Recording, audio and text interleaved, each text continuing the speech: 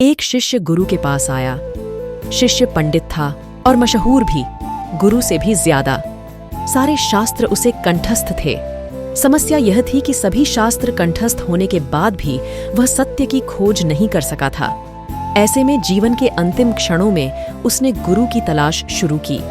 संयोग से गुरु मिल गए। वह उनकी शरण में पहुंचा। गुरु ने पंडित की तरफ देखा और कहा, तुम लिख लाओ कि तुम क्या क्या जानते हो। तुम जो जानते हो फिर उसकी क्या बात करनी है।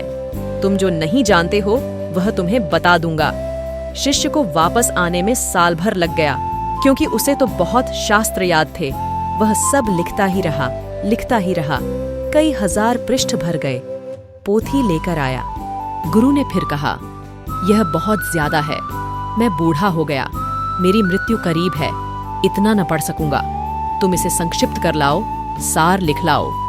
पंडित फिर चला गया। 3 महीने लग गए। अब केवल 100 पृष्ठ थे। गुरु ने कहा, मैं यह भी ज्यादा है, इसे और संक्षिप्त कर लाओ। कुछ समय बाद शिष्य लौटा। एक ही पन्ने पर सार सूत्र लिख लाया था, लेकिन गुरु बिल्कुल मरने के करीब थे।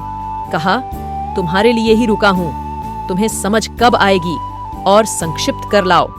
शिष्य को होश आया। भागा दूसरे कमरे से एक खाली कागज ले आया। गुरु के हाथ में खाली कागज दिया।